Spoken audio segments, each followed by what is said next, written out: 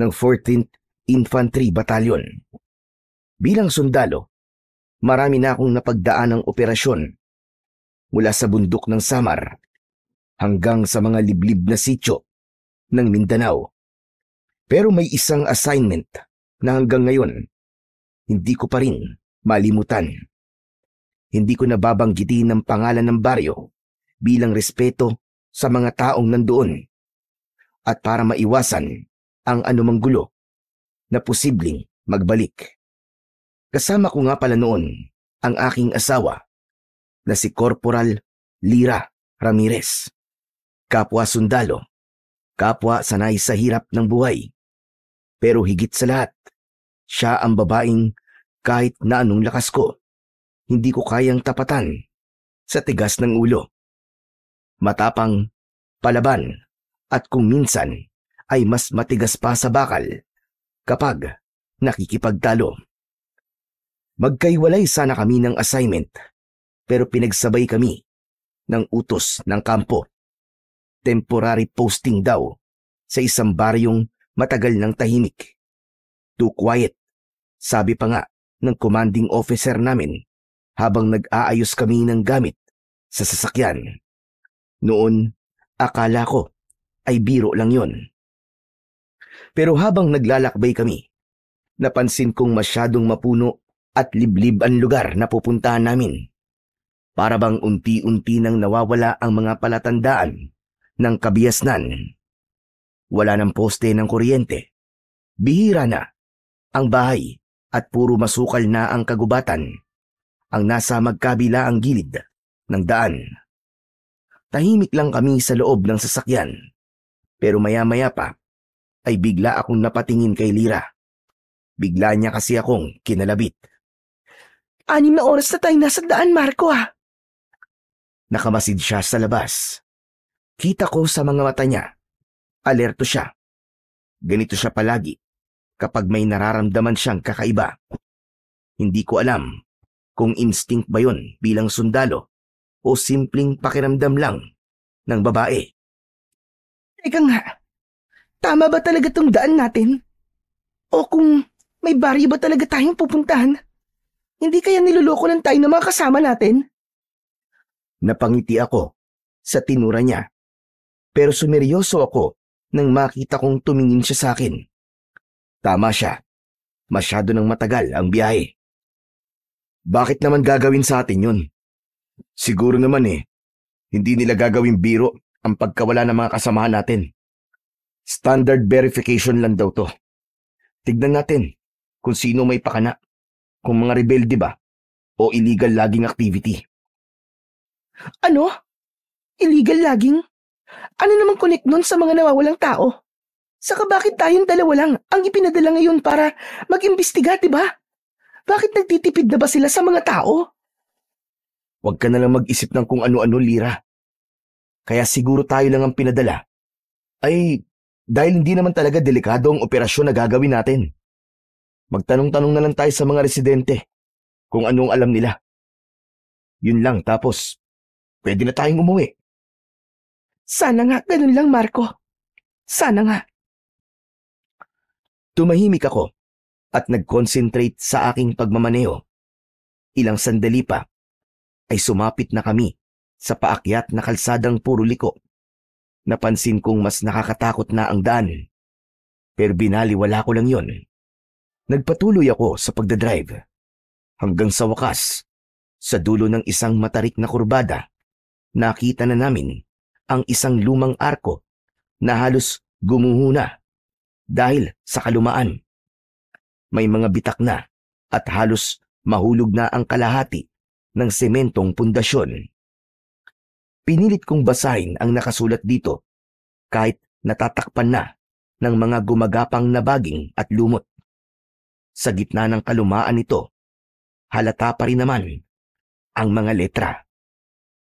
Tinapakan ko ang preno. Oh, nandito na tayo. Ito na yun? Sure ka ba? Bakit parang nakakatakot naman dito? Halos wala akong makitang tao ah. Pagkasabi nito ni Lira, ay napatingin ako sa paligid. May mga bahay nga, Karamihan ay yari sa kahoy. May ilan pang may lumang disenyo ng kapis windows. Pero sarado ang mga bintana. At tama siya, parang walang mga tao. Isa pang bagay na lalong nagpatindig ng balahibo ko ay ang itsura ng paligid. Habang dahan-dahan kong pinaaandar ang truck papasok sa baryo, napansin kong kakaiba ang mga puno. Wala ni isang buhay na mga dahon. Meron din kaming nadaanang isang maliit na kapilya. Sa unang tingin ay simpleng gusali lang yon. Pero nang makalapit kami, doon ko nakita ang tunay na itsura nito. Gumuho na ang kalahati ng pader at ang natitirang bahagi ay natabunan na ng damo at ugat ng mga halaman. Sa ibabaw ng gumuhong pader ay naroon ang nag-iisang buhay na puno. Isang balete na ang mga ugat ay bumalot na sa gumuhong kampanaryo nito.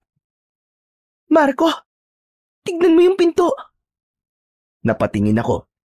Nakaawang ang lumang pinto ng kapilya at sa pagitan nito ay may napansin akong parang may aninong dumaan. Mabilis yun, pero malinaw kong nakita. Hindi ko alam kung tao o hayop, pero kinilabutan ako. Nagpatuloy na ako sa pagdadrive hanggang sa makarating kami sa barangay hall ng lugar. Ipinarada ko ang sasakyan sa tapat nun at saka kami bumaba pareho ni Lira. Sinalubong kami ng isang matandang lalaki na may hawak na baston at nakabarong maski mainit ang sikat ng araw. Ako si Mayor Lucio. Kayo bang ipinadala mula sa kampo? Sir. Sergeant Marco Ramirez po. Kasama ko po ang aking asawa, si Corporal Lira Ramirez. Na-assign po kami rito para sa security assessment. Mabutit nakarating kayo na maayos. Pero sana, matapos agad ang trabaho nyo bago dumating ang kabilugan ng... Tumigil sa pagsasalita si Mayor Lucio. Pero hindi ko kagad nakuha kung bakit. Napatingin ako sa kanya. Sa unang tingin, normal lang naman ang itsura niya. Medyo maitim ang balat, payat at mukhang hikain na matanda. Malayo ang aura niya sa mga mayor na nakilala na namin sa iba't ibang lugar. Parang ordinaryong mamamayan lang siya, maski nakabarong. Pero habang tumatagal ang tingin ko sa kanya, napansin kong may kakaibang takot na makikita sa mukha niya. Parang may gusto siyang sabihin, pero hindi niya masabi ng diretso. Tapos, napansin kong tumingin siya sa langit. Sandali lang yon, bago ibinalik ang tingin sa amin at gumuhit ang isang pilit na ngiti. Sir, Mayor, ano po yung sinabi niyo? Kabilugan po ng buwan? Hindi siya sumagot kagad.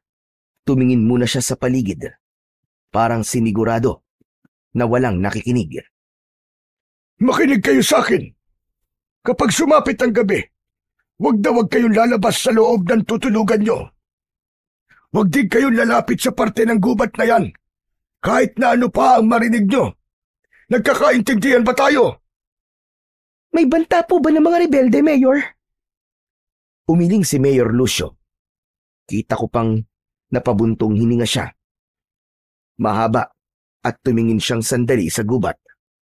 Baka sa mukha niya ang matinding pag-aalala. Hindi tao ang kalaban dito. Tumahimik kaming lahat. Walang kumibo. Tumingin si Lira sa akin. Bagyang tumaas ang kilay. Tapos ay sa kanya ibinaling ang tingin sa matandang lalaki. Ho? Ano pong ibig niyo sabihin, Mayor? Ano po ba ang mga makakalaban natin dito? Muling naulit ang ekspresyong ipinakita niya kanina. Muli rin siyang sumagot ng malayo sa tinatanong namin.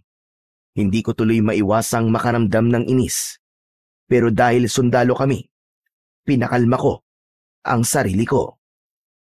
Mayor, kaya ho kami pinapunta dito ay para imbestigahan po ang mga reports tungkol sa mga nawawalang tao dito sa baryo na to. Kung may alam po kayong impormasyon tungkol dito, makipagtulungan po kayo sa amin. Hindi pwede ang ganun. Kung gusto nyo ng sagot, gusto ko, kayo mismo ang makatuklas ng tunay na nangyayari dito. Dahil kapag sinabi ko lang, baka hindi kayo maniwala. Nang marinig ko ang sinabi ni Mayor, usa akong napatingin kay Lyra. Kita ko agad ang reaksyon sa mukha niya. Galit na may halong inis. Napailing siya at pinagsalikop ang mga braso habang nakatitig ng matalim kay Mayor. Ang sabi mo kanina ay hindi tao, Mayor. Ano yun? Mga multong kalaban niyo dito? Bago pa siya makapagsalita ng mas matalim, ay agad ko na siyang hinawakan at hinila palayo ng konti kay Mayor. Lyra, tama na. Ano ka ba? Pigilan mo ang sarili mo. Nandito tayo para mag-assess at i-verify ang mga nangyayari. Sa tingin ko, ay maganda lang may konti tayong malaman mula kay Mayor kaysa puro kuro-kuro lang, gaya ng illegal logging o kung ano paman. Pero hindi ba't mayor siya ng bayang to? Tungkulin niya rin na protektahan ng lugar at panatilihin ang katahimikan. Kung hindi siya makikipag-cooperate sa atin, para tayo makakatulong, di ba? Isa pa, puro kabalbalan lang ang pinagsasasabi niya. Hinaan mo ang boses mo, Lyra. Baka marinig ka, nakakahiya. Bakit naman tayo mahihiya? Totoo naman ang sinasabi ko, Kumalma ka lang. Mabuti pa dumito ka na lang muna. At ako na ang kakausap sa kanya, okay? Ay nako, bahala ka. Muli akong lumapit kay Mayor at nagtanong. Iniba ko na ang usapan upang hindi na tumaas panlalo ang tensyon. Mayor, sino po pala ang kapitan dito? Pwede ko po ba siyang makausap? Wala pa ho kasi kaming matutuluyan ng kasama ko . Walang kapitan sa baryo na to. Pero may alam ako matutuluyan ninyo. May mga naunang sundalo ang nagpunta dito at meron silang tinutuluyan na barracks malapit lang dito. Pwede kayo ron. Matibay ang ginawa nilang barracks na yon. Ganun ho ba? Ayos lang ba sa inyo yon? Oo naman po. Maraming salamat, Mayor. O sige, sundan niyo ako. Dadalhin ko kayo doon. Sinundan namin si Mayor Lucio habang sakay siya ng luma at maliit na kotse. Dinala niya kami sa isang lugar kung saan may nakatayong mga barracks. 5 ito at nakatayo ng magkakatabi sa isang bakanting lote. Lumapit ako at napansin kong luma na ang mga gusali. Ang mga dingding ay yari sa kahoy at yero at may mga bahagi ng sira o butas. Ang bubong ay kalawangin na may ilang yero na halos matanggal na. Sa paligid ay may mga drum, lumang mesa at mga sirang upuan na halatang naiwan na lang ng mga dating tumuloy doon. Nagpaalam na rin kagad si Mayor Lucio dahil may mga aasikasuhin pa raw siya. Nagkatinginan kaming mag-asawa nang wala na sa paningin namin ang matandang lalaki. Dito tayo tutuloy? Sure ba siya? Ang dumi at saka lumang-luma na, ano ba yan? Wala bang maski kahit isang kubo man lang na mas maayos? Baka wala. Kaya dito tayo dinala. Okay na to, mahal. Ayusin na lang natin. Hindi ako panatag dito, Marco. Tama na yan. Baka ma-stress ka niyan . Siguro kasi baka nag-iingat lang din sila, di ba? Kung totoong may mga rebelde dito sa paligid, baka ayaw sigurong madamay ang mga taga-baryo. Mas ligtas sila kapag malayo tayo sa mga kabahayan nila. Tapos, tayo nasa delikadong sitwasyon. Tignan mo nga tong lugar. Wala tayo ni isang kapitbahay. Hindi ligtas to kung tayong dalawa lang. Wala tayong magagawa sa ngayon, Lyra. Magtiis muna tayo hanggang sa makahanap tayo ng mas maayos. Ang importante, magkasama tayo. Sa bagay. Pero sana, hindi tayo mapahamak dito. Kinukutuban talaga ako ng masama dito . Ako rin. Pero kakayanin natin to. Matatapos natin ang misyon to ng maayos. Nakita kong tumango ang aking asawa at ngumiti na din siya. Doon na parang napanatag ang aking loob, maski konti. Gaya ng lagi nating ginagawa, mabuti pa ay i-check na muna natin ang paligid. Baka may mga nakatago ditong mga bomba o kung ano paman. Malabo yan. Ha? Anong malabo? Sa tingin ko ay walang anumang nandito. Malamang sa malamang, kung meron mang mga gamit na naiwan dito, ninakaw na yun ng mga taga-baryo. Ikaw talaga masyado kang negative. Sige na, gawin na lang natin. Ikaw dito sa harap at ako naman dun sa likod. Wala kaming nakitang kakaiba. Pati na, nung isa-isa naming pinasok ang mga baraks. Pagpasok namin sa pinakahuling baraks, amoy alikabok at lumang kahoy ang agad na bumungad. Ang sahig ay may mga siwang at bawat tapakan namin ay lumalangit-ngit. Sa isang sulok ay may lumang kama na may kalawangin ng frame at manipis na kutsyon. Ito na ang pinakamaayos sa lahat ng ininspeksyon natin. Sa tingin mo, okay na rin to, no? Oo, pwede na rin. Wala naman tayong choice eh. Kesa naman dun tayo sa gubat. Linisan na lang natin.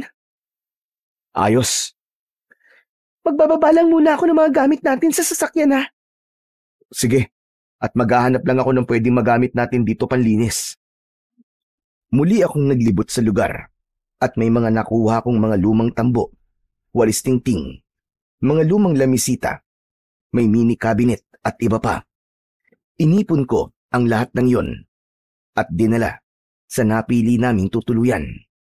Nang nasa loob ako, napatingin ako sa mini cabinet at dahil mausisa akong tao, binuksan ko yon. Lumantad ang ilang piraso ng mga papel at larawan. Ayon sa mga dokumento, may dating detachment sa baryo na yon. Pero matagal nang iniwan. Sunod kong tinignan ang mga larawan. Grupo yon ng mga sundalo, ngunit hindi ko mamukaan dahil malabo yon. Ano yung nahanap mo? Ilang mga gamit, larawan at mga dokumento na naiwan ng mga sundalong na destino dito. Talaga? Patingin nga ako. May nakita ka bang maaari nating maging lead sa nangyayari dito? Binasa ko lahat. Wala sa mga dokumento at larawan ang ipinunta natin dito. Sa tingin ko, hindi pa ito ang pinaka naging base ng mga naunang sundalo. Tama ka. Base sa mga gamit na naiwan nila, hindi ito ganun kahalaga para dalhin kung saan man sila nagpunta. Pwede nating tanungin si Mayor sa mga susunod na araw. Marami pa akong gustong linawin sa kanya. Lalo na yung sinasabi niyang kabilugan ng... Oh, ba't ka nakangiti? Wala lang. Siya nga pala. Pasensya ka na sa mga inasal ko kanina.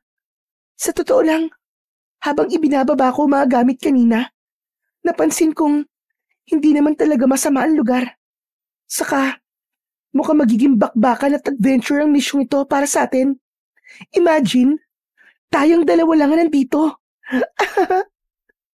Ikaw ha? Iba na naman ang takbo ng isip mo ha? Ibang bakbakan ang nasa isip mo eh. Pumipilya ka na naman ha? Bakit? Ayaw mo? Sige, ikaw ang bahala. Huy, wala akong sinabing ganun ha? Ipinagpatuloy na namin ang paglilinis at pag-aayos ng mga gamit. Nagwalis, nag-alis ng mga kalat at inayos ang mga lumang gamit na pwede pang magamit. Tinanggal ko ang mga basag na bote at lata na nasa sahig. Samantalang silira naman ang nagpunas ng mga alikabok. Mabilis na lumipas ang oras. Unti-unti nang dumilim ang paligid nang di namin namamalayan. Nagsindi kami ng lampara na dala namin. Habang nag-aayos kami ng huling gamit, may biglang tunog kaming narinig. Mga kaluskos ng paa na naglalakad sa labas. Marco, naririnig mo ba yun? Tahimik akong tumango. Kinuha ko ang baril ko at maingat na lumabas. Pagbukas ko ng pinto, sinalubong ako ng malamig na hangin. Itinaas ko ng bagya ang baril at pinakiramdaman ko ang paligid. May kaluskos na naman akong narinig. Tumigil ako at inaninag ko kung ano ang meron.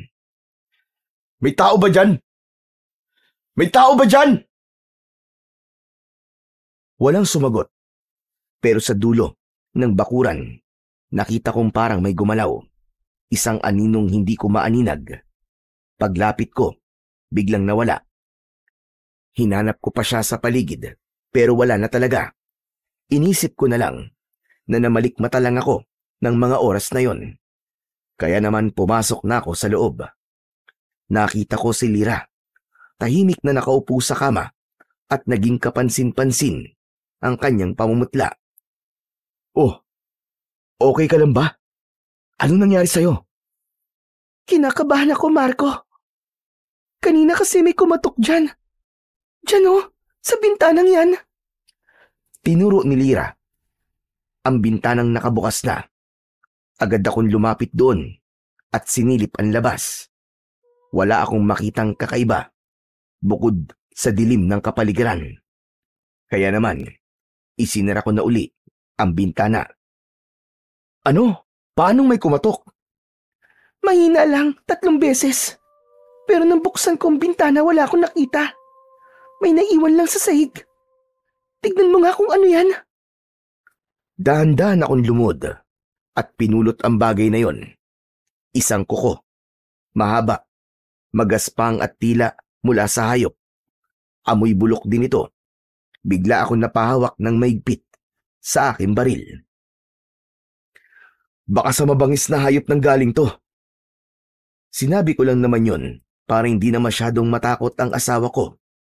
Pero alam kong hindi siya madaling makumbinsi. Hayop? Ano ka ba? May hayop ba na kumakatok sa bintana ng bahay? Baka may nagditrip lang sa atin na taga-baryo. Sus! Sa tingin mo, may mga ngas na gawin yun sa atin, ha? Kung sakali man na alam nilang nandito tayo. Malamang ay alam din nilang sundalo tayo. Armado tayo, Marco. Ano yun? Hindi sila natatakot sa baril? Hindi kaya totoo yung sinabi ni Mayor kanina? Naalala mo ba? Na hindi mga taong kalaban dito. Diyos ko, Marco. Kailangan natin siguraduhin kung totoo yun o hindi. Sa misyon na to, mukhang wala tayong dapat na pagkatiwalaan. Unang gabi pa lang natin, pero may ganito ng pangyayari. Mukhang may nananabutahe sa atin. Kailangan nating maging mapagmatsyag. Tama ka. Muli akong napatingin sa kuko na hawak ko. Inilapag ko yun sa lamesita. Muli kong binuksan ang bintana at pinagmasdan ko ang madilim na paligid. Wala akong nakita. Ilang minuto ay muli kong isinara ang bintana. Mabuti pa kumain na tayo. Iahanda ko na ang pagkain natin para makapagpahinga na rin tayo. Yung baril mo, huwag mong aalisin sa tabi mo ha. Para kung sakali na may kalaban man, nakahanda tayo. Ako naman, ay hindi ko na rin tatanggalin sa katawan ko ang mga armas ko para lagi tayong handa ano man ang mangyari. Sige, mabuti pa nga. Ipinagpatuloy ni Lyra ang pag-aayos ng mga gamit, habang ako naman ay inilabas ko ang ilang dilata at tinapay na baon namin. Wala kaming dalang kalan, kaya't hindi na muna kami nagluto. Tahimik kaming kumain. Nang matapos kami, ay inayos na ni Lyra ang higaan. Ipwinesto ko ang baril sa gilid ng higaan. May mga dala kaming mga kumot, unan at banig, at di na muna namin ginamit ang lumang kutsyon. Sa sahig kami naglatag. Sana bukas ay magkaroon na tayo ng lead para makapagsimula na tayo ng maayos. Manalangin na lang tayo, Lyra. Matatapos natin to na maayos. Huwag kang mag-alala. Sige na, matulog ka na. Alam kong pagod ka na. Sige, ikaw rin matulog ka na. Tumango ako. Pagkasabi niya nito, ay sabay na kaming humiga. Tahimik ang buong paligid. Makalipas ang ilang minuto, ay nakatulog na si Lira. Pero ako, nanatili akong gising. Hindi ako makatulog dahil sa pangamba. Patuloy akong nagbantay. Lumipas ang mga oras. Nang sandaling ipipikit ko na sana ang aking mga mata. Biglang nakarinig ako ng paglangit-ngit ng bintana. Nang lingunin ko ito, nakita kong nakabukas na ito ng konti. Anak ng... Papanong... Napakunot ang noo ko. Sigurado ko na isinara ko ang bintana na yung kanina at hindi ko naman binuksan ulit. Medyo nagduda pa ako kung namamalikmata lang ako. Pero nang mapansin kong medyo gumagalaw pa ito dahil sa hangin, kinilabutan ako. Bago ako bumangon, sandali kong tinignan si Lira. Maimbing na ang tulog nito. Ni hindi man lang gumagalaw.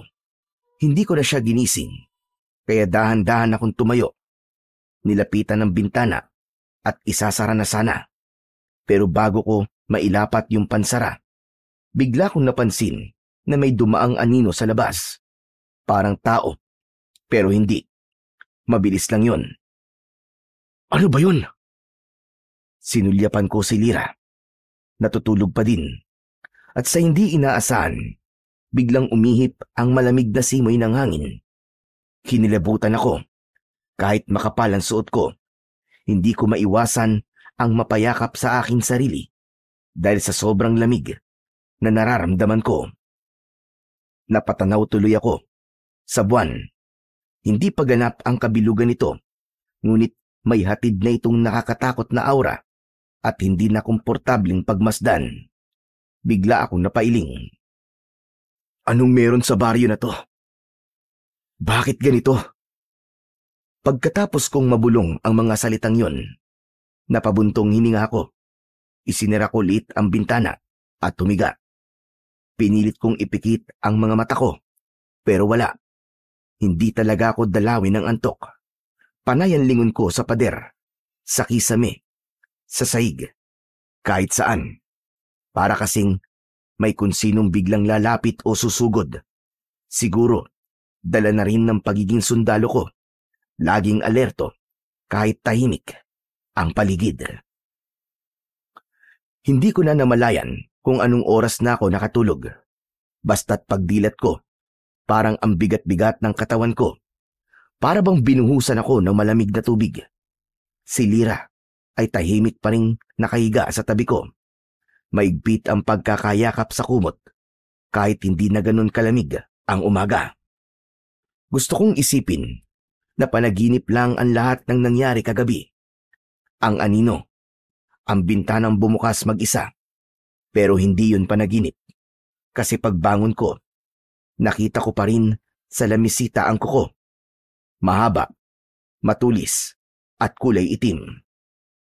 Pinulot ko yun at nilagay ko sa isang maliit na supot. Gusto kong dalhin kay Mayor Lucio para makita niya mismo kung ano man yun. Nang magising na si Lira, agad kaming nag-ayos. Sinuot ang aming mga uniforme at isinukbit ang mga ekstrang baril, magasin at balisong. Paglabas ko ng bahay, napansin kong kakaiba ang baryo. Tahimik, mas tahimik pa kaysa kahapon. Walang batang naglalaro, walang maingay na naglalaba, walang usok mula sa kalan ng mga kapitbahay. Bakit ganito dito? Parang walang lumalabas na tao kapag araw. Parang ghost town. Kaya nga eh. Kanino tayo pwede magtanong dito kung lahat sila nagtatago? Sa palagay mo, may kinalaman kaya yung nangyari kagabi dito? Sandali. Huwag mong sabihing naniniwala ka na ngayon kay Mayor. Slight lang. Para sa akin, to see is to believe pa rin. Pero, bakit nga kaya nakapagtataka? Hindi ko alam, mahal ko. Pero, baka natatakot lang sila. Mukhang may kababalaghang nangyayari nga dito, no? Mukha nga. Pero hindi tayo pwedeng magbigay ng impormasyon sa kampo na puro galing lang sa haka-haka, Lira. Kailangan nating mag-imbestigang mabuti at magtanong-tanong sa mga taong nakatira dito. Iba rin kasi talaga ang kutob ko. Kung ganun, ay kinukutuban ka rin pala kagabi. Bakit di mo sinabi sa akin? Ayoko kasing matakot ka eh. Ang gusto ko ay makapagpahinga ka ng maayos. Sa bagay, masarap nga ang tulog ko. Paano ngayon yan? Wala naman tayong taong mapagtatanungan dito. Paano tayo magsisimula? Mabuti pa maglakad-lakad tayo. Puro naman, meron tayong makakasalubong o mahahanap na tao. Alangan namang hindi sila lalabas para maganap ng makakain nila, di ba? Sa bagay, tama ka. Sige, tara na. Naglakad kami at nilibot ang buong baryo. Kitang-kita namin kung gaano kalungkot at walang buhay ang baryo. Ang mga bahay, sarado lahat ng pinto at bintana. Parang walang gustong makipag-usap o magpakita. Ngunit sa isang bahay, may napansin akong isang matanda na dahan-dahang sumisilip mula sa loob ng bahay. Pero nang tumingin ako ron, ay bigla siyang umiwas. Isinara niya ang bintana. Maya-maya pa ay may narinig din kaming mga yapak. Paglingon ko, may 2 batang nagtatakbuhan. Ngunit bago pa sila makalayo, mabilis silang hinila ng isang babae. Malamang ay nanay nila yon.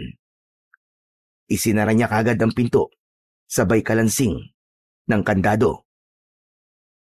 Kita mo yun? Bakit iniiwasan nila tayo? Kaya nga eh. Pero hindi lang yun ang nakita ko, Lira. May takot sa mga mata nila. Bakit? Ngayon lang ba sila nakakita ng mga sundalo? Bakit nila tayo kinatatakutan? Sa atin nga ba? O may iba pa silang kinatatakutan? Hindi natin sila mapipilit at hindi masisisi. Hindi natin alam kung anong totoong nangyayari sa lugar na to. Gusto ko sana makausap ulit natin si Mayor. Para ano? Paikot-ikutin na naman tayo sa mga sagot niyang hindi natin maintindihan. Wag na lang. Tayo na lang ang maghanap ng sagot. May punto ka pero hindi natin pwedeng alisin ang katotohanang mas alam niya ang nangyayari dito. Ikaw na lang ang bahala. Kung sa tingin mo yan ang tamang gawin, susunod ako. Susuportahan kita. Nagpatuloy kami sa paglalakad hanggang sa may nakita kaming plaza. May isang lalaki doon na nagwawalis. Agad akong lumapit sa kanya. Samantalang ang asawa ko naman ay nanatiling nakadistansya at siya ang nagmamasid sa paligid. Takot at matinding gulat ang inisyal niyang naging reaksyon nang makita ko. Teka. Magandang umaga po. Ako si Sergeant Ramirez, isang sundalo. Pwede ba kitang makausap sandali? Anong kailangan nyo? Bakit kayo nandito? Ipinadala kami dito para mag-imbestiga.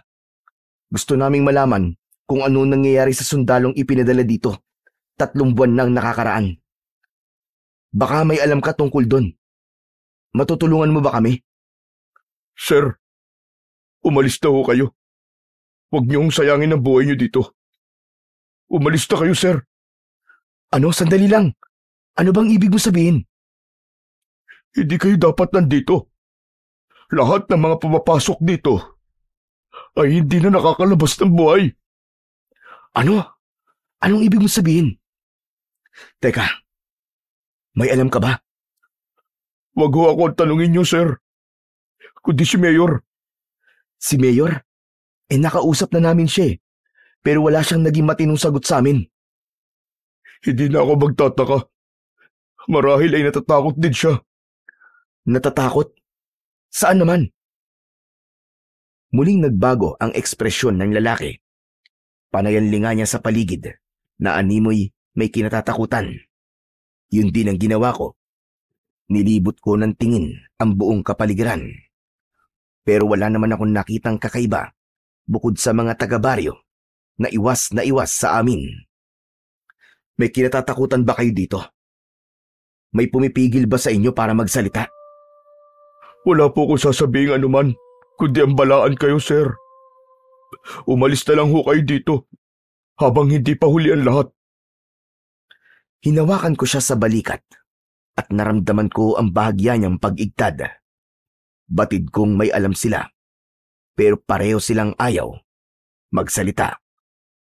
Sabihin mo sa akin kung ano ba talaga ang nangyayari. Nandito kami para iligtas kayo kung sakali. Magsalita ka na, pakiusap. Sir, hindi ko pwedeng sabihin sa inyo ang buong detalye dahil baka may makarinig eh. Pero sir, ako na ho ang nakikiusap. Kung gusto niyo talagang makatulong sa amin, umalis na kayo, sir. Hindi ka dapat nandito. Dahil... Naputol ang pagsasalita ng lalaki nang biglang lumapit ang isang matandang babae. Hinatak niya ito palayo sa akin. Nag-iwan pa ito ng masamang tingin bago tumalikod at naglakad papalayo kasama ang lalaking kausap ko. Lumapit si Lyra at nagtanong. Oh, ano nangyari? Bakit biglang umalis yung kausap mo? Hindi ko alam, Lyra. Biglang inilayo nung matanda eh. Nakakainis. Oh, akala ko ba ako mababa ang pasensya? Mukhang nauubusan ka na rin ah. Nakakainis kasi. Mukhang wala tayong makukuhang matinong sagot mula sa mga nakatira dito. Lahat sila tikom ang mga bibig. Ayaw magsalita. Akala ko magiging madali lang ang misyon na to para sa atin. Pero hindi pala. Yung mga tao nagtatago sila. Yung mayor, yung lalaki. May alam sila, Lyra. Pero parang may kinatatakutan sila na siyang pumipigil para magsalita sila. Ano bang nakuha mong impormasyon sa kanya? Wala. Ang sabi lang niya, hindi tayo dapat na nandito. Na umalis na tayo hanggat may oras pa. Sa palagay mo, yun ba talaga ang dapat nating gawin? Kilala mo ko, Lyra. Hindi ako sumusuko sa kahit na anong assignment na ibinigay sa akin. Hindi ako papayag na uuwi tayong walang alam. Hindi, Lyra. Hindi. Kung ganun, anong iniisip mong pwede nating gawin? Si Mayor. Kailangan natin siya ulit makausap. Siya lang ang makakasagot sa mga tanong natin. Halika, puntahan natin siya. Si Mayor? Pero nakausap na natin siya kahapon, di ba? Ayaw din niyang sumagot. Sa palagay mo ba magsasalita yun? Susubukan natin ulit. Magtiwala ka sa akin. Alam mo ba kung saan natin siya pupuntahan? Oo, alam ko. May nadaanan tayo kaninang malaking bahay. Tsak na sa kanya yun. Kasi nakita ko doon ang kotseng sinakyan niya kahapon. Naglakad na kami ni Lyra papunta sa direksyon ng malaking bahay na nadaanan namin kanina. Habang papalapit kami, kinakabahan ako. Hindi ko alam kung bakit. Tahimik pa rin ang buong baryo. Ni aso, wala kaming narinig na tumahol. Pagdating namin sa harap ng malaking bahay, napansin ko kagad na bukas ang gate at nakaawang ang pintuan ng bahay. Madumi ang paligid. Nagkalat ang mga tuyong dahon na parang matagal nang hindi winawalis. Tahimik, walang ingay, kahit mula sa loob. Lumapit na kami sa pintuan. Tao po? Mayor? Mayor Lucio, tao po! Walang sumagot. Nagkatinginan kami ni Lyra. Sigurado ka bang ito yun? Oo, yan nga ang kotse niyo. Ibig sabihin nandito siya. Pero bakit walang sumasagot? Susubukan ko ulit. Baka tulog pa ang matanda. Teka. Mayor Lucio! Ako po ito, si Ramirez. May kailangan lang po sana kaming itanong sa inyo. Subalit wala pa ring sumasagot. Dahan-dahan kong itinulak ang pinto. Maingay ang bisagra. Pumasok kami. Agad naming naamoy. Ang amoy ng insenso sa buong kabayan. Tapos ay bumungad sa amin ang isang maliit na altar. May kandilang nakasindi doon. Sabi sa'yo may tao dito eh. Pero bakit di kaya sumasagot? Hindi ko alam. Pero tignan mo, ayos din tong bahay niya. Makaluma. Parang ganito yung bahay ng lola ko nun. Hulaan ko. Relihiyoso si Mayor. Mukha nga. Habang nag-uusap kami, biglang bumukas ang pinto ng isang silid sa kanan. Pareho kaming napalingon ni Lira. Mula roon ay lumabas si Mayor Lucio. Nakasuot siya ng puting kamis at chino. May rosaryong nakabitin sa kanyang leeg. Nanlaki ang mga mata niya nang makita kami. Anong ginagawa niyo dito? May kailangan ba kayo sa akin? Mayor, pasensya na ho kung pumasok po kami na walang paalam. Kanina pa po kasi kami tawag ng tawag sa labas pero wala pong sumasagot. Nag-alala po kami sa inyo. Tahimik muna si Mayor. Tila nag-aalangan siyang magsalita. Napansin kong nanginginig ang kanyang kamay habang hinahaplos ang rosaryo sa leeg niya. Marami po kasi kaming itatanong sa inyo, Mayor. Naku, pasensya na. Pero baka hindi ko kayo mahaharap kasi maraming gawain dun sa bayan. Kailangan kong pumasok at magtrabaho. Pero sandali lang to, Mayor. Bigyan niyo lang ho kami maski ilang minuto lang. Kinuha ko ang maliit na supot na nakatago sa aking bulsa. Maingat kong inilabas ang kuko. Inilapag ko yun sa ibabaw ng mesa na nasa malapit sa amin. Mayor Lucio, nakuha ko po to kagabi. Sa palagay nyo, anong klaseng hayop ang meron nito? Napansin kong biglang nag-iba ang mukha ni Mayor Lucio. Parang natigilan siya. Dahan-dahan niyang nilapitan ng mesa at tumitig sa kuko. Saan mo to nakuha? Sa sahig malapit sa bintana ng tinutuluyan namin. Bakit to? May alam po ba kayo rito? Hindi sumagot si Mayor Lucio. Bagkus ay umatras siya ng bagya. Saka nag-sign of the cross. Nagsimula na pala sila. Teka, anong ibig niyo sabihin, Mayor? Anong nagsimula? Tumingin siya sa amin. Malalim ang buntong hininga. Hindi ko alam kung paano ito ipapaliwanag. Pero kung mananatili kayo rito, kailangan niyong malaman ang totoo. Lumapit si Mayor sa bintana. Tumingin sa labas na para bang may pinagmamasdan sa malayo. Matagal nang sinumpa ang baryong ito. Sa tuwing dumarating ang kabilugan ng buwan, lumalabas sa mga halimaw. Pinapatay nila mga taong taga-baryo. Malalakas sila at walang makalaban sa kanila miski isa. Uhaw na uhaw sila sa dugo at laman. Nakakatakot sila. Tahimik lang kami ni Lira. Maya-maya ay napailing ako. Mahirap namang kasing paniwalaan ang mga bagay na hindi mo pa nakikita ng mga mata. Kaya naman, tinanong ko agad siya. Mayor, kung totoo yan, bakit hindi niyo sinabi sa kampo ang tunay na dahilan? Di sana nagpadala sila dito ng mas marami pang mga sundalo. Wala naman silang magagawa Walang laban ng mga baril nyo sa mga demonyong yun. Saka kapag may nadidestino ng mga sundalo dito, nadadagdag lang sila sa mga nagiging kalaban namin. Ano ang ibig niyo sabihin? Paano niyo silang nagiging kalaban? Dahil nagiging aswang din sila. Kapag sumasapit ang bilog na buwan, isa sila sa mga sumasalakay sa amin. Isa sila sa pumapatay. Yun ang dahilan kung bakit takot ang mga tao sa sundalo. Kaya hindi nila kayo kinakausap. Kaya walang may gustong makipagtulungan sa inyo. Hindi. Paano? Pwede mo namang alamin kung nagsasabi ako na totoo.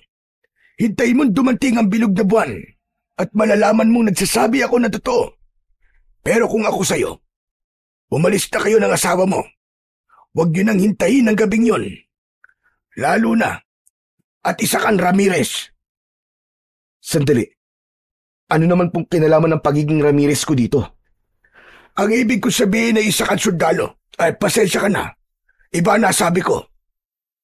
Sigurado ka, Mayor? Oo, nagkamali lang ako. Huwag mo nang isipin yon. Sige o. Kung totoo ang sinasabi nyo na may banta ng mga halimaw o aswang dito, bakit nandito pa rin ang mga tao? Bakit hindi pa kayo umaalis dito? Dahil hindi kami pwedeng umalis dito. Lahat ng naabutan ng sumpa sa baryong ito, walang kakayahang lisanin ng baryo. Pero ikaw, kaya mo? Hindi ba nakakapunta ka ng bayan? Aamin na ako. Ang totoo, hindi naman ako nakakalabas ng baryo. Sinabi ko lang na nagtatrabaho ko sa munisipyo kasi gusto ko na ding umiwas sa tanong. Natatakot din ako sa'yo sa totoo lang. Ano pong dapat niyong ikatakot sa akin? Tao ako. Hindi ako isang halimaw, Mayor. Sandaling natahimik si Mayor. Tila iniisip nito ang dapat na isasagot sa akin. Habang hinihintay siyang tumugon, hindi ko maiwasang mapatingin sa altar niya. Doon ko lang napansin, ang malaking ribulto ng Batang Santo ay kakaiba. Ang krus na hawak nito ay nakabaligtad. Bigla akong napalunok ng laway. Kilala ko ang ganong simbolo. Ibig sabihin nun, ang sumasamba doon ay kampon ng isang demonyo. Siguro nga tama ka, iyo. Pero nasisiguro ko, kapag hindi kayo umalis dito, magiging halimaw ka din. Sigurado ka? Bakit ikaw? Tao ka pa din naman Huwag mo akong pilosopuin. Basta ako binibigyan lang kita ng babala. Nasa sayo na yan, kung maniniwala ka o hindi. Mayor, hindi kami nagpunta rito para makipagtakutan o makipagbiruan. Ang kailangan namin ay sagot. Sabihin niyo na po sa amin ang totoo. Ano ba talaga ang nangyayari dito? Bakit hindi na nakakauwi ang mga tropa na pinapadala dito? May mga rebelde bang dumudukot sa kanila? Sabihin mo! Ngumisi si Mayor, pero hindi na muling nagsalita. Hinawakan ko ang asawa ko upang patigilin ito sa kanyang pagsasalita. Mayor Sigio, salamat po sa impormasyon na sinabi nyo. Mauuna na po kami. Tumango ang matanda. Bago kami umalis, ay muli kong nilingon ang kanyang altar.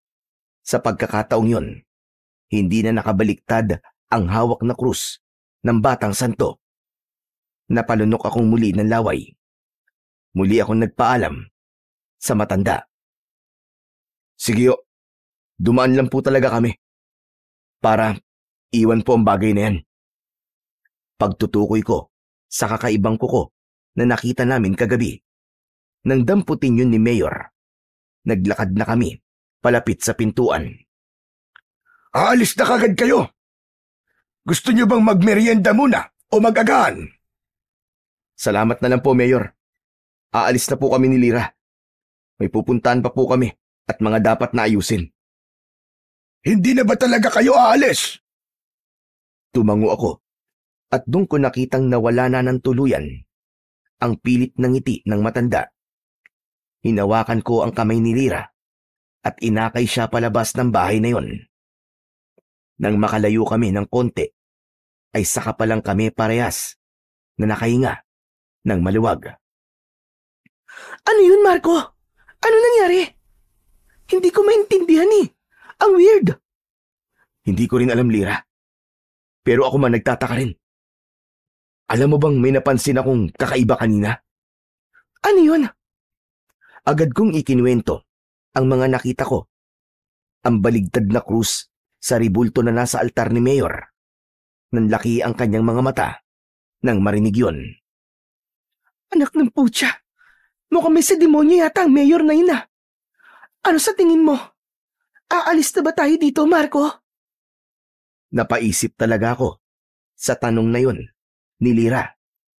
Totoo naman, kung pagbabasihan mo lahat ng nakita at narinig namin dito sa baryo, pati na yung kilos ni Mayor na para bang may tinatago, dapat nga sigurong umalis na kami habang may oras pa. Pero ewan ko ba, habang iniisip ko yun, para bang may boses sa loob ng ulo ko na nagsasabing wag muna akong umalis at meron pa akong dapat na malaman. Napatingin ako kay Lira. Kita ko sa mukha niya ang pagod na may halong takot at inis. Gusto niya nang tapusin to, bumalik sa kampo at iwanan ang lahat ng kalokohang ito. Pero sa loob-loob ko, hindi pa ako kontento. May mali talaga. Hindi pa. Hindi pa tayo aalis, Lira. Sigurado ka? Hindi mo ba talaga naiisip na baka delikado talaga dito? Dadalawa lang tayo dito, Marco. Kakayanin ba natin? Hindi naman tugere. Para kailanganin ng madaming sundalo, Lira. Ang kailangan lang natin ay malaman ang katotohanan. Kailangan nating matapos ang misyon na to. Kailangan nating malaman kung yung mga aswang ba na sinasabi ni Mayor ang totoong dahilan kung bakit missing in action ang kaibigan kong si Ortega at ang mga kasama niya. At kung bakit natulad ng grupo nila sa naunang ipinadalang sundalo dito. Yung misyon na tinakasan ng tatay mo? Tama ka, Lira. Gusto kong alamin kung ano yung hindi niya masabi sa akin noon. Biglang bumalik sa isip ko ang mga kwento ng tatay ko tungkol sa liblib na baryong yon sa Negros. Ayon sa kanya, ipinagbubuntis pa lang ako ng nanay ko nang umalis siya para madestino rito. Ang naaalala ko sa mga kwento niya, tumakas siya at iniwan ang mga kasama niya. Wala raw siyang ibang nasa isip noon, kundi ang asawa niyang buntis at ang anak na malapit ng isilang.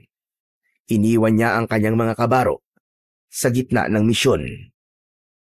Lumaki akong nakikita siyang palaging malungkot. Palagi bang parang may dinadala. Madalas kong maririnig siyang bumubulong ng pagsisisi na sana raw hindi siya tumakas, na sana raw ay hinarap niya ang misyon hanggang dulo. Hanggang sa kinamatayan na lang niya ang pagsisisi. Makalipas ang mga taon. Samantala, nang nasa serbisyo na ako, natuklasan ko ang tungkol sa misyon na yon.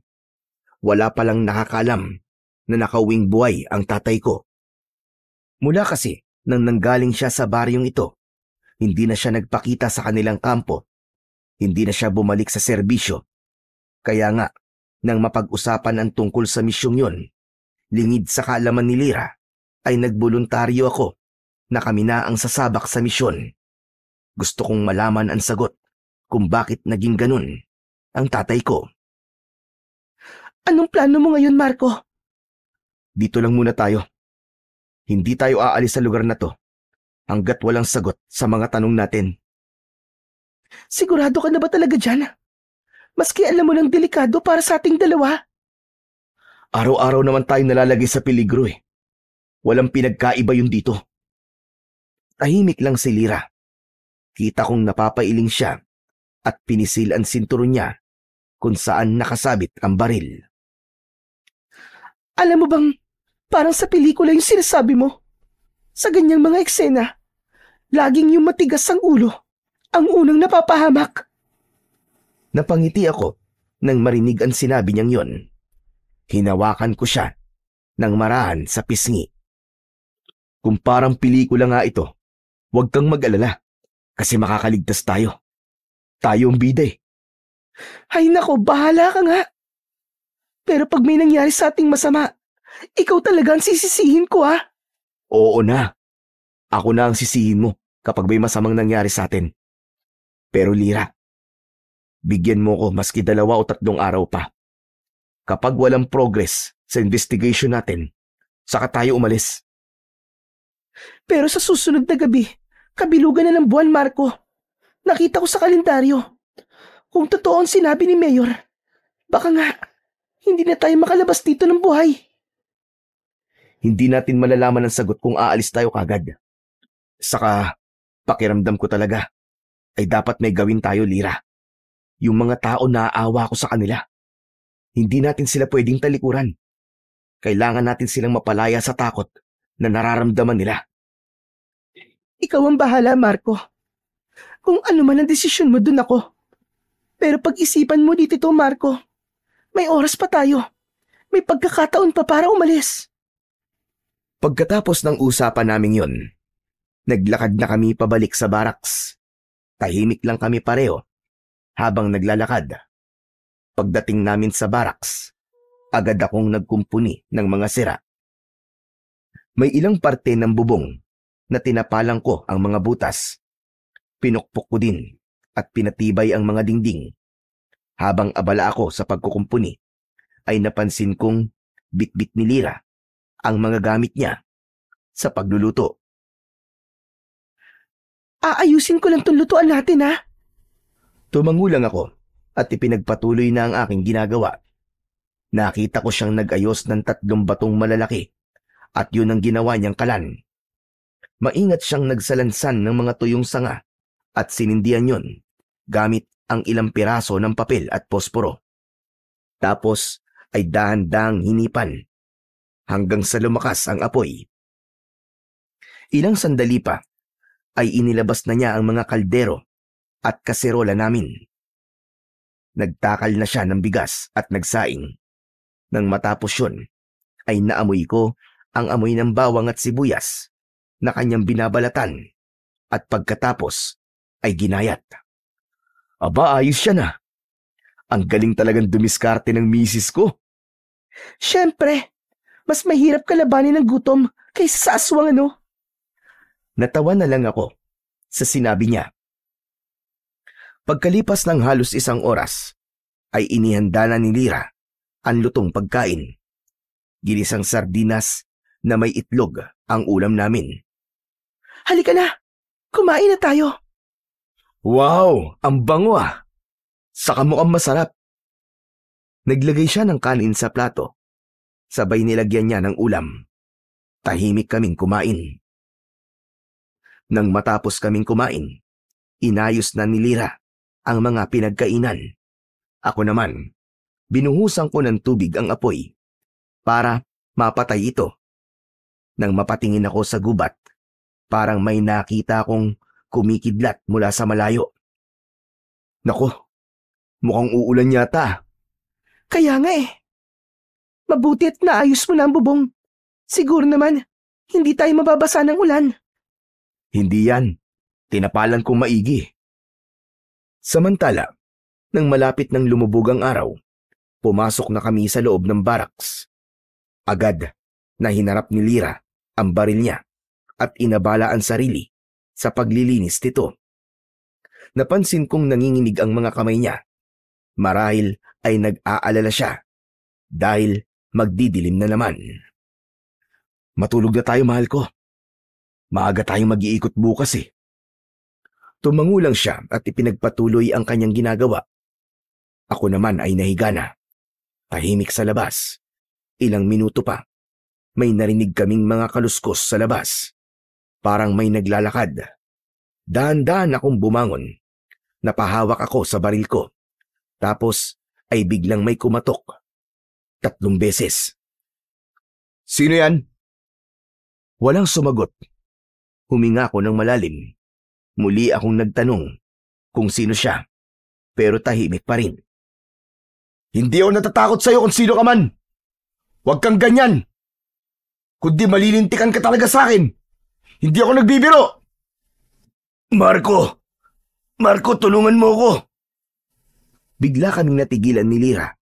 Kilala namin ang boses na yon. Bigla akong kinabahan nang mapagtantong boses ngayon ni Ortega, ang kaibigan kong kasama sa ipinadalang mga sundalo noon. Agad akong tumayo at tinungo ang pinto. Bubuksan ko na sana yon, pero biglang sumigaw si Lyra. Marco, wag! Napatigil ako.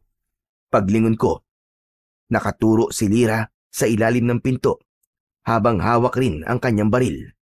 Sa siwang, may tumutulong likido. Maitim, malapot at amoy bakal. Hindi ako maaaring magkamali. Dugo yun. Sumigaw si Lyra at hinila ako palayo. Napaatras ako habang marahas na yumayanig ang pinto. Kasunod ang boses ni Ortega na ngayoy paos na paos. Ramirez! Ramirez, sundin mo ang utos ko! Ramirez! Sinenyasan ako ni Lyra na lumayo sa pinto. Pagkatapos nun, ay biglang may kumalabog. Sinipa niya ang pintuan. Maya-maya pa, ay narinig na naming kumalas na ang bisagra. Gusto ko sanang iputok na ang baril ko, pero nagdalawang isip ako. Kung si Sergeant Ortega nga ang nasa labas, hindi ko kayang saktan siya. Ilang segundo ay unti-unting bumukas ang pintuan, Pero bago pa namin makita kung sino o ano ang papasok, hinila na ako ni Lyra papunta sa bintana. Marco! Talon! Wala na akong nagawa. Tumalon kami palabas at mabilis na tumakbo palayo.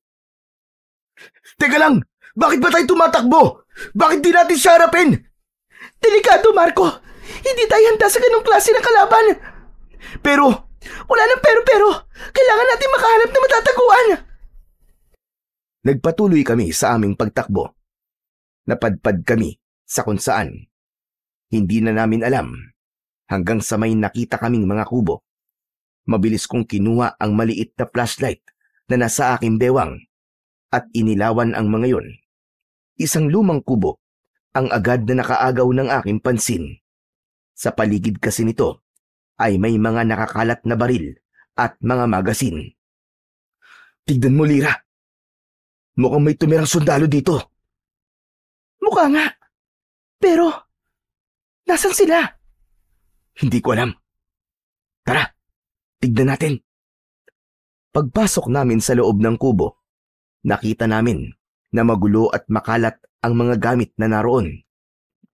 May mga natuyo ding dugo sa sahig, parang hinila palabas. Ano kayang nangyari dito? Dahan-dahan kong inilawan ang bawat sulok at may mga nakita kaming mga bakas ng kalamot. Doon namin napatunayan ni Lyra na hindi nga tao ang naging kalaban ng mga sundalo doon. May nakita kaming logbook. Agad na binuklat yun ni Lyra at ang huling entry na nakasulat doon ay galing kay Ortega. Mga nilalang ng dilim ang kalaban nila, Marco. Tignan mo. Nakasulat dito na may mga naging kalaban silang mga aswang. Hindi. Kung ganun, ay totoo ang sinasabi ni Mayor. Hindi pwede to, Marco. Hindi pwede to. Hindi pwede. Huminahon ka, Lyra. Hindi ngayon ang panahon para paghinaan ka ng loob. Kailangan mo maging kalmado. Kailangan mo maging malakas. Kasama mo ako, mahal ko. Malalampasan natin to. Pero Marco, kinakabahan ako. Paano tayo lalaban kung sakaling sumugod sila dito? Hindi ganito ang gusto kong kamatayan. Huwag kang mag-isip ng kung ano-ano.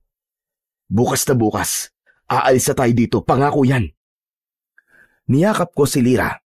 Naramdaman ko ang panginginig ng kanyang laman. Ramdam ko ang takot na hindi ko pa nakita sa kanya dati. Pinisil ko ang likod niya. Pilit na binibigyan siya ng lakas na kailangan niya. Ilang sandali pa, bigla akong natigilan nang may mailawan ng aking flashlight sa ibabaw ng isang lamesa. Tignan mo. May kakaibang libro sa mesa. Nilapitan namin ito at tinignan. Isang aklat ang kumuha ng aking pansin. Ang pabalat nito ay kulay itim at may mga nakakatakot na drawing na mga simbolo at nilalang na parang galing sa impyerno. Dahan-dahan kong dinampot yun habang hawak ko. Parang may malamig na hangin na dumaan sa paligid. Marco, huwag mong bubuksan yan. Hindi maganda ang pakiramdam ko sa libro na yan. Hindi ko siya pinakinggan. Para bang may kung anong nagtutulak sa akin na alamin ang laman nun. Binuksan ko ang unang pahina at doon parang biglang huminto ang oras. May nakasulat doon na gamit lamang ang lumang tinta. Cap Ricardo Ramirez. Nabitiwan ko ang libro dahil sa pagkabigla. Ano nakasulat, Marco? Agad na pinulot ni Lyra ang libro. Binuklat niya ang mga pahina at hindi na binasa ang nasa harapan. Kung hindi ako nagkakamali, libro ito ng mga ritual.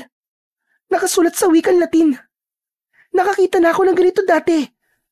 At ang sabi ng lola ko, masama raw ang ganitong klaseng aklat. Mga alagad ng dilim daw ang nagmamay-ari nito.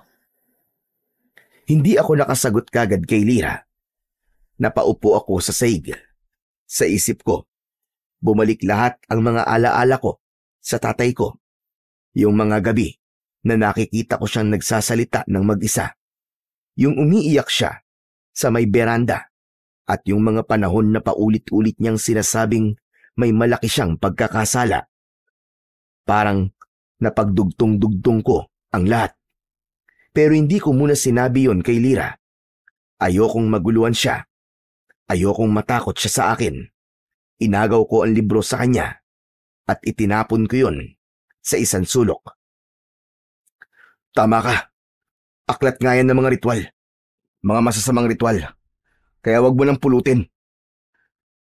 Lalong nagiging magulo na, Marco. Umalis na tayo dito. Hindi, Lyra. Hindi ako pwedeng umalis dito. Hindi ako magiging katulad ng tatay ko. Basta. Kailangan nating iligtas ang baryong to. Yan ang misyon natin, Lyra. At kailangan natin tapusin to. Kahit kamatayan pa ang maging kapalit. Nang palabas na kami ng kubo, ay biglang lumitaw sa di kalayuan ang isang nilalang na nakasuot ng pangsundalo.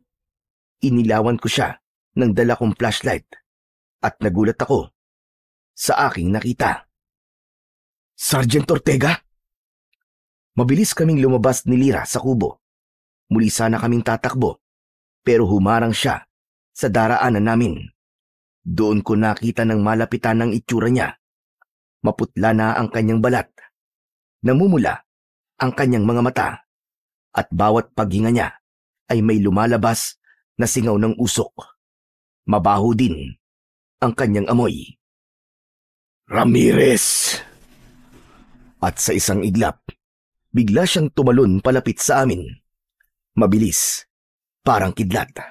Itinaas ko kagad ang aking baril at pinaputukan siya ng 3 beses. Tumama lahat, pero imbis na matumba, ngumiti lang siya. Hindi niya ininda ang sugat. Hindi mo ako mapapatay, Ramirez. Bagkus ay gagawin kitang katulad ko. Agad siyang tumalon papunta sa akin. Natumba ako habang siya naman ay nakadagan sa akin. Lyra! Sinigawan ko ang asawa ko. Natulala kasi siya dahil sa pagkabigla. Nang tila magising siya, agad siyang nagpaputok. Ngunit hindi yun ininda ng halimaw na yun. Bagkus ay itinaas nito ang kanyang mga kamay na may matutulis na mga kuko. Nanlaban ako. Ginamit ko ang aking lahat ng lakas para makatakas sa kanya. Pero mahirap. Sobrang lakas niya. Walang nagawa ang mga suntok at sipa ko hanggang sa bigla niyang isinaksak ang kanyang mga kuko sa aking balikat. Huwag ka nang lumaban. Pumayag ka na. Masarap ang maging kagaya ko, Ramirez. Makapangyarihan. Ayaw mo ba nun? Ayoko. Tama na, Ortega. Tama na! Tama na! Ilang saglit pa ay itinigil niya ang pag-atake sa akin. Pero bumuelo lang pala siya. Muli niyang itinutok ang kanyang mga kuko. Itinapat niya yon sa aking dibdib. Napapikit ako. Handa na akong mamatay ng mga oras na yon. Pero walang kuko na bumaon sa akin. Pagdilat ko ay nasa tabi ko na ang aswang. Namimilipit ito sa sakit. Nakita ko sa tabi niya si Lyra. May hawak itong mahaba at matulis na kawayan. Bumangon ka na dyan, mahal ko! Bilisan mo! Agad akong bumangon at mabilis kong kinuha ang aking baril. Pero hindi pa man nagtatagal ay muling kumilos si Ortega at nagbabalak na bumangon. Lyra, tara na! Sa mga oras na yon, wala na akong ibang nasa isip kundi ang lumayo kay Ortega. Tumakbo ulit kami. Walang direksyon. Hindi namin alam kung saan kami mapapadpad.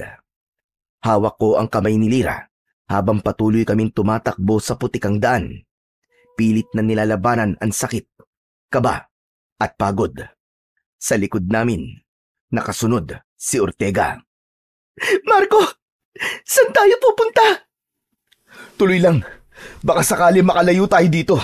O di kaya ay makapunta tayo sa kalsada. Kailangan nating humingi ng tulong. Samantala, habang patuloy kami sa pagtakbo, may napansin ako. Ang lupang tinatapakan namin ay parang gumagalaw.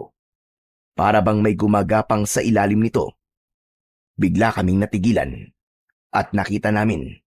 Umahon mula roon ang isang kamay na kulay abo at may mahahabang mga kuko. Lira! Hinila ko ang aking asawa. Iniwas ko siya sa lupa kung saan may lumabas na isang katawan. Halos wala na itong balat at may mga nakapulupot na ugat sa kanyang leeg. Isa pang kakaibang aswang. Diyos ko! Anong klaseng nilalang yan, Marco? Hindi ko alam. Agad naming inihanda ang aming mga baril. Lumapit ito sa amin. Mabagal, pero sigurado. Sa bawat takbang, may naririnig akong tunog ng mga butong naglalagutukan. Iniangat ko ang aking baril. Pero alam kong walang saysay ang bala. Kaya kinuha ko ang patalim na nasa tagiliran ko.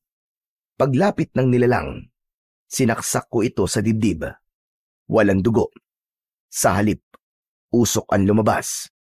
Napasigaw ito at sa gitna ng sigaw ay narinig ko ang mahinang boses ng mga tao. Humihingi sila ng tulong. Dahan-dahan kong itinutok ang flashlight sa lupa. Doon, unti-unti kong nakita na may mga katawan na nakabaon. Itinaas nila ang kanilang mga kamay. Gusto nilang ilabas ko sila. Gusto nilang tulungan ko sila. Nakita ko ang mga suot nila. Nakauniforme sila ng pangsundalo. Napaluhod ako, hindi dahil sa takot, kundi sa bigat ng mga tinig na yon. Huwag ka nang makialam sa kanila, Ramirez. Huwag ka nang makialam. Hayaan mo sila. Huwag mo silang tulungan. At bakit hindi? Bakit mo ako pinipigilan?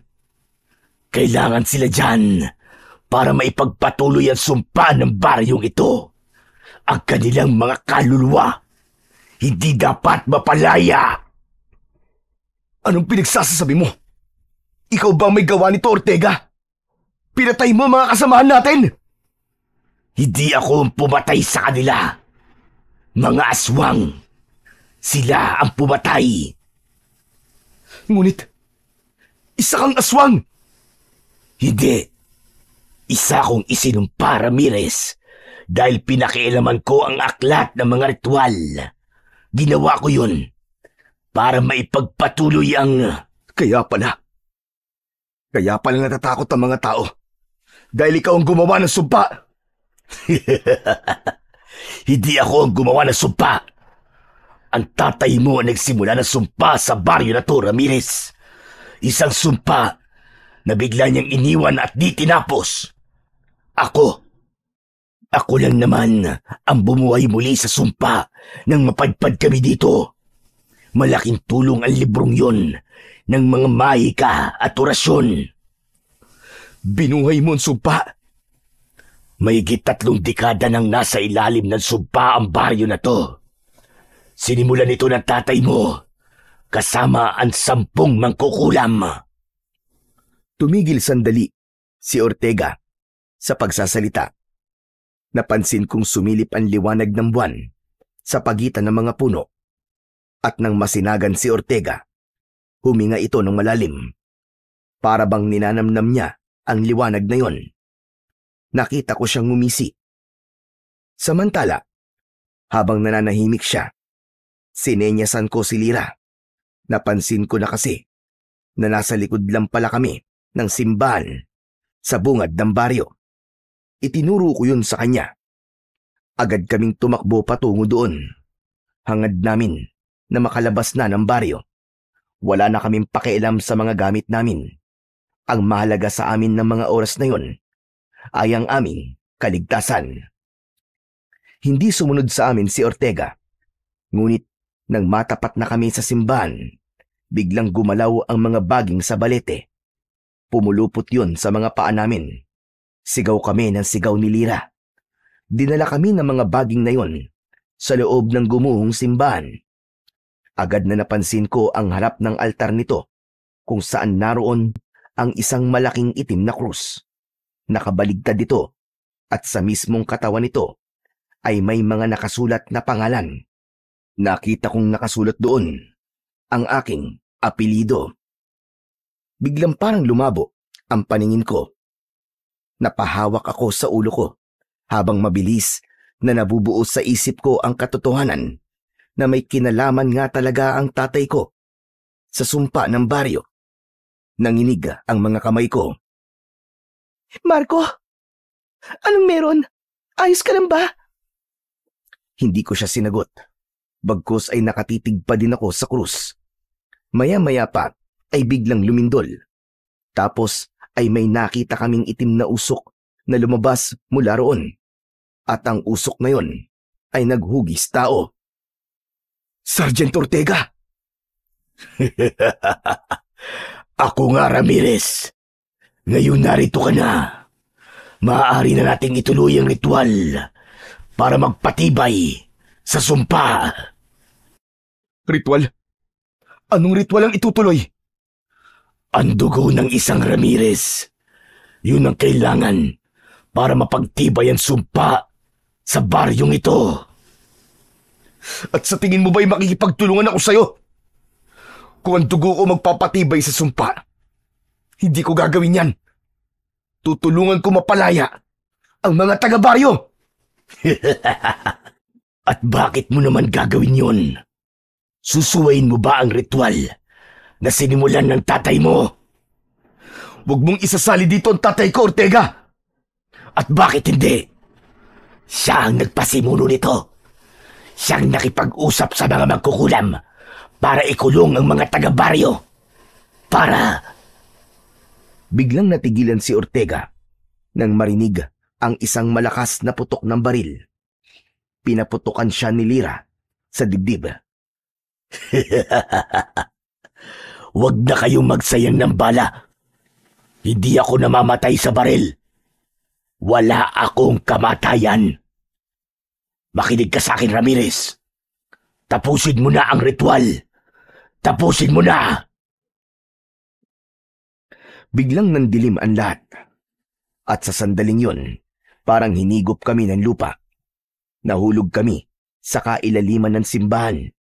Meron itong lagusan o tunnel na puno ng mga kalansay. May mga narinig ulit kaming mga boses.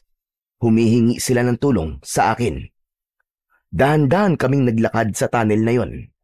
Hanggang sa may nakita kaming isang butas na pabilog na may parang apoy sa gitna. Sa ibabaw nito ay may nakatirik na sibat na gawa sa sanga ng balete. Ang dulo nito ay kulay itim. Parang mantsa ng dugo o ng langis. Kumikislap ito sa liwanag ng apoy. Ang dugo mo, Marco. Ang huling patak na hinihintay dito. Pumasok ka sa loob ng hukay na yan. Wala kang dapat na ikatakot dahil mababaw lang naman yan. Natulala ako ng ilang segundo. Pakiramdam ko ng mga oras na yon ay nawalan ako bigla ng kakayahang mag-isip ng kung ano ang mali o tamang gawin. Matagal nang hinihintay ng lupa ang dugo ng iyong ama, Ramirez. Patay na ang tatay ko. Wala ka ng dugo na aasahan. Dugo niyang nananalaytay sa iyong dugo, di ba? Kaya sige na, tapusin mo na ang sinimulan niya. Ang dugo niya ang kailangang maging alpha at omega. Ang simula at ang wakas. Hindi. Hindi ako papayag. Hindi ako makikinig sa'yo, Ortega. Sabi ko na nga, be. Matigas ang ulo mo. Kaya kailangan talaga na gawin kitang kauri ko para mabilis kang sumunod. At hindi mo yung magagawa. At hindi ko rin gagawin ang gusto mo. Hindi mo ako alipin. Talaga? Bakit hindi mo ba nararamdaman na kusa nang kumikilos ang iyong itim na dugo? Bigla akong napatingin sa aking mga sugat. Tumutulo ang dugo mula roon. May ilang patak na tumulo na sa lupa. Napansin kong kulay itim ang dugo. Maya-maya pa ay may narinig akong mga sumisigaw. Naroon muli ang mga kamay na nakabaon sa lupa. Sumisigaw sila. Humihingi ng tulong na mapalaya. Isinisigaw nila. Ayaw nila ng itim na dugo. Nalilito na ako. Hindi ko na alam ang gagawin ko. Huwag ka nang magdalawang isip, Ramirez. Nakatakda nang mangyari ito. Kailangan mong tapusin ang misyong iniwan ng tatay mo. Kaya sige na, umanib ka na sa akin. Diligan mo ng itim na dugo ang lupa. Manahimik ka! Tulad mo rin ako noon, Marco. Ayoko naman talagang gawin to, pero kailangan. Makinig ka sa akin. Magtiwala ka sa ginawa ng tatay mo. Maniwala ka sa kanya. Sabi nga nila, ang pagsunod sa magulang ay daan sa kaligtasan. Hindi mo man maintindihan ngayon ang mga desisyon niya. Ngunit darating ang araw na malalaman mong ginawa niya yun para iligtas ang mas nakararami. Ako ang magiging gabay mo, Marco. Tutulungan kita. Hindi ko kailangan ng gabay mo, demonyo ka! Pagkasabi ko nun, ay mabilis akong kumilos. Lumipat ako sa mababaw na hukay na yun at mabilis na kinuha ang sibat. Laking pagtataka ko na kahit nasa ibabaw ito ng apoy, ay hindi man lang ako napaso.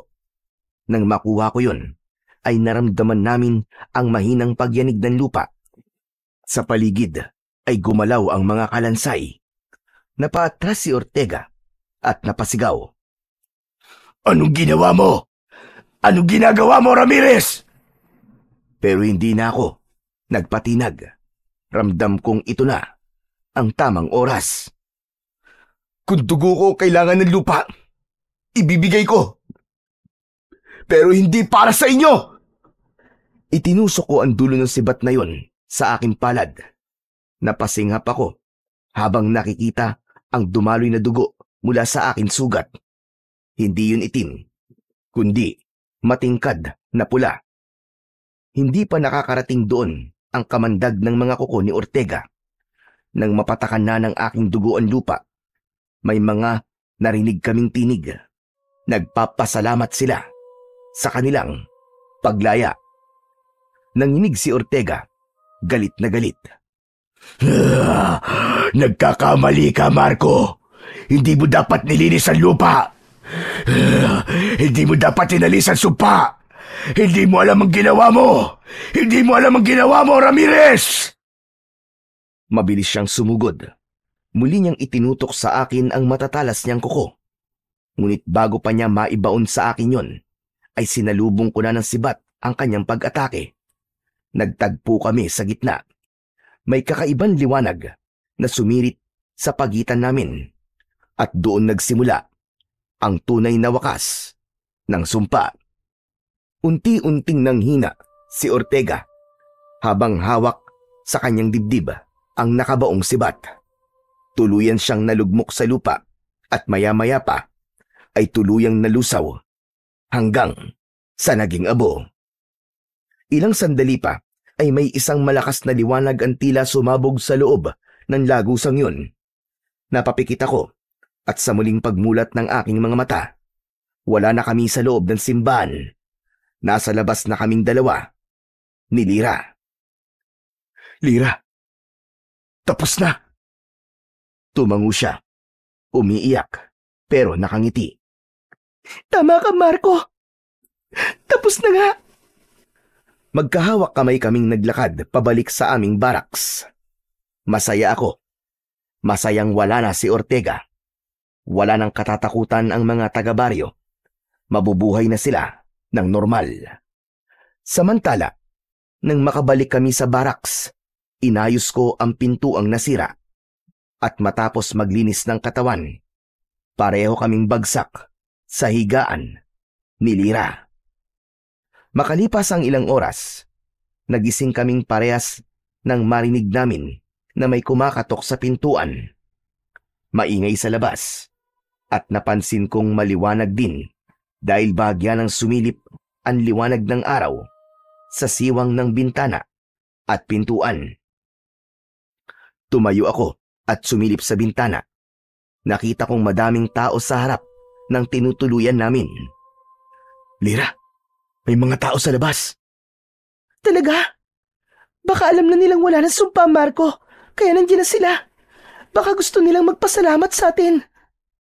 Tara, labas tayo. Teka lang. Para kasing may mali eh. May masama akong kutob.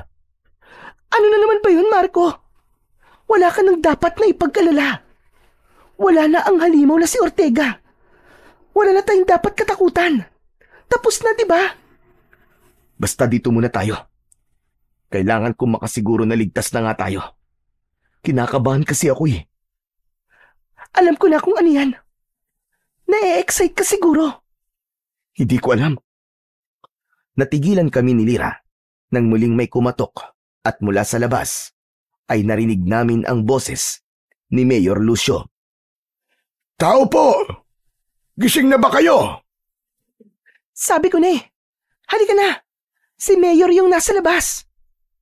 Binuksan ni Lira ang pinto at agad na sinalubong ng kamay si Mayor Lucio. Mabuti naman at pinagbuksan nyo na kami. Alam nyo, naparito kami para magpasalamat sa inyo. Naalis nyo na ang sumpa ng baryo namin. Gusto namin magdaos ng pista upang maparangalan kayo sa inyong naging kabayanihan. Matanong ko lang po kayo, Mayor. Paano po ninyo nalaman na wala na pong sumpa ang baryo? Ilang segundong natahimik ang alkalde. Tila nag-isip ng kanyang sagot. Kaya naman, mas lalo kong nagduda sa kilos ng alkalde. May nakapagsabi lang sa akin, Sergeant Ramirez. Ang sabi ay napatay nyo na raw ang mga aswang sa gubat. Masaya kami na wala nang sasalakay sa amin mamayang gabi. Masaya na kami na tapos na ang bangungot namin.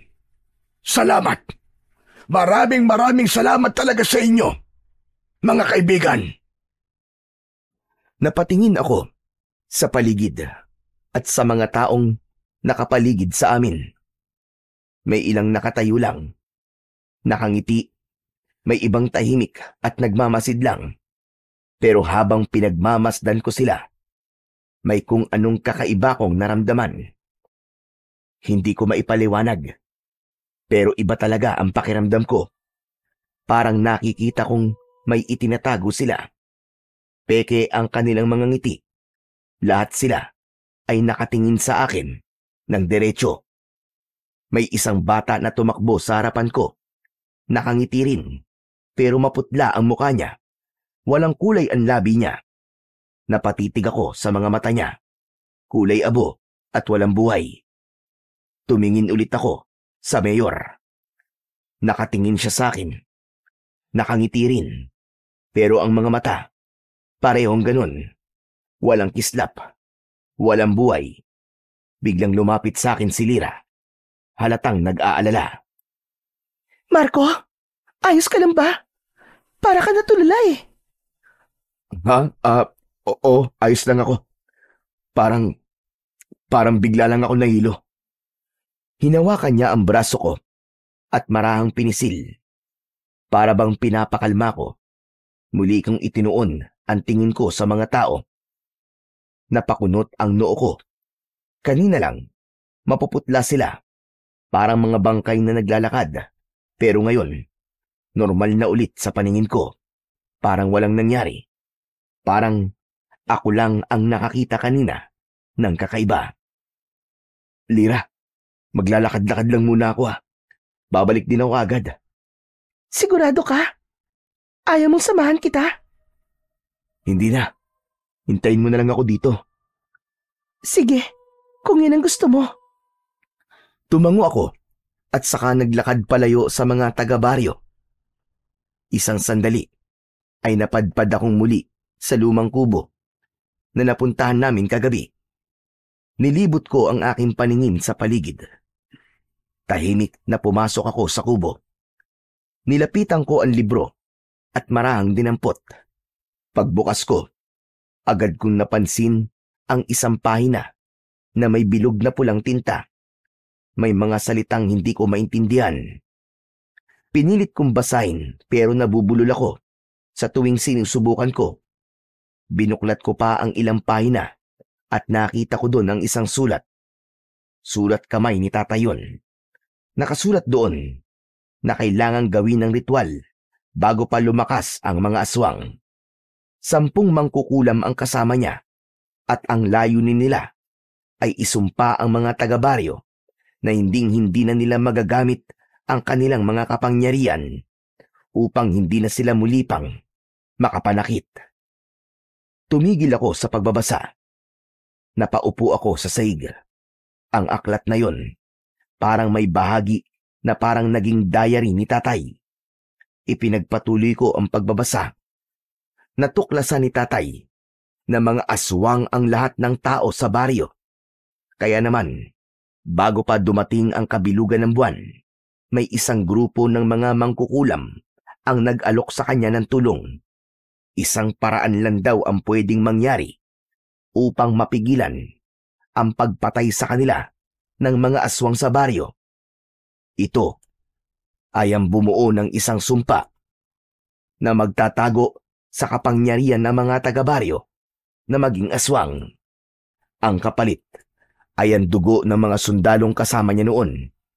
Nakipagkasundo ang aking ama. Ngunit hindi niya alam na literal na buhay pala ang hinihingi ng mga mangkukulam bilang kapalit.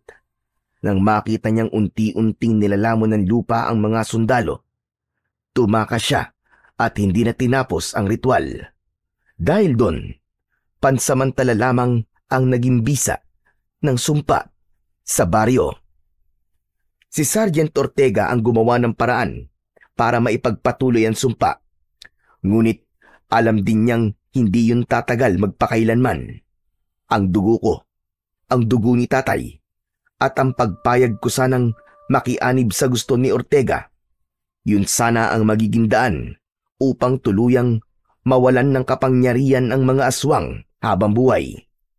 Ngunit iba ang aking pinili. Tinapos ko ang sumpa. Pinalaya ko ang mga tunay na aswang.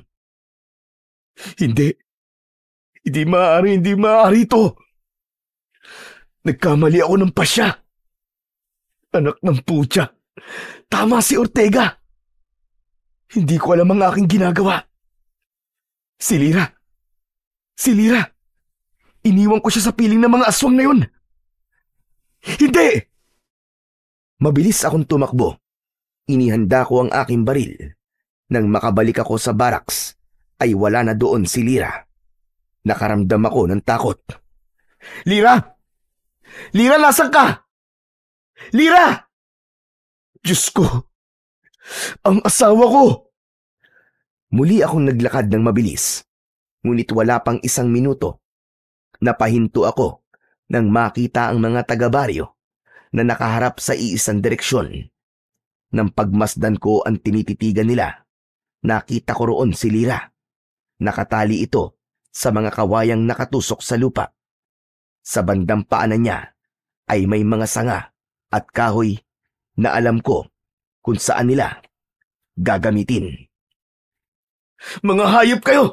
Pakawalan niyo ang asawa ko! Pakawalan niyo siya! Kung ayaw niyo mamatay!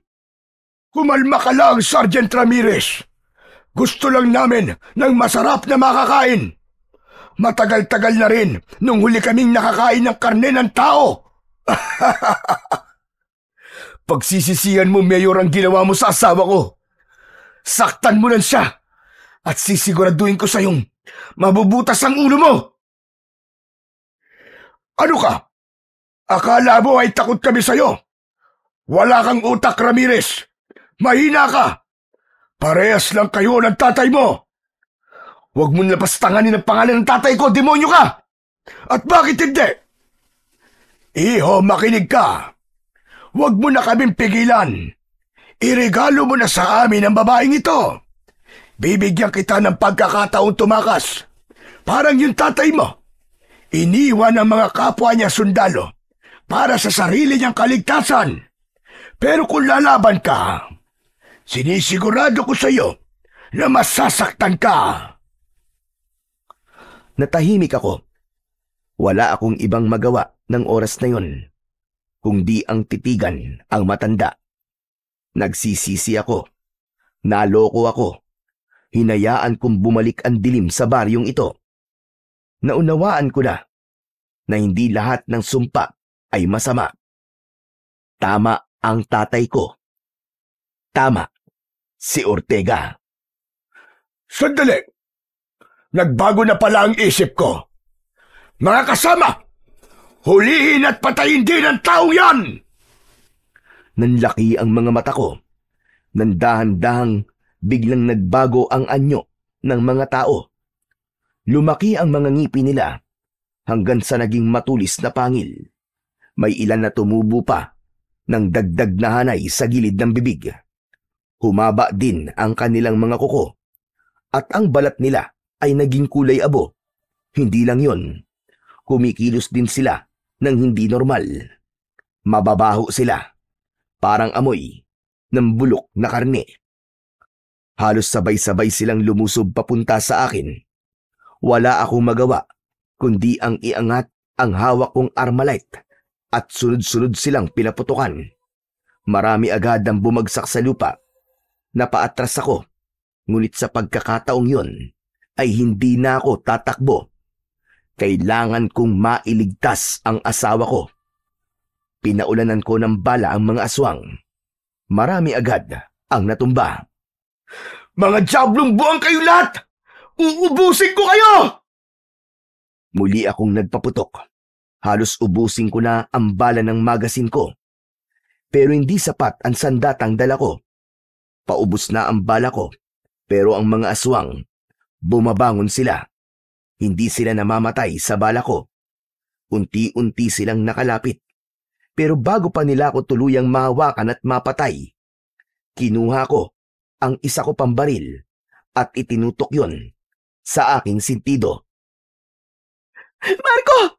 Marco, anong ginagawa mo? Patawarin mo ako, mahal ko. Pero hanggang dito na lang siguro ang laban natin. Mas mabuting mamatay ako sa bala kaysa sa kamay ng mga aswang na to. Mahal na mahal kita, Lira. Paalam. Ipinikit ko na ang aking mga mata at nakahanda na sana ako sa aking kamatayan. Pero natigilan ako nang may marinig akong mga sigaw. Pagmulat ng aking mga mata ay nakita kong pumasok sa bulwagan ang isang grupo ng mga tao. Mukha silang mga taga-bundok. Mukhang may tribong kinabibilangan dahil sa uri at paraan ng kanilang pananamit. Maiitim din ang kanilang mga kulay.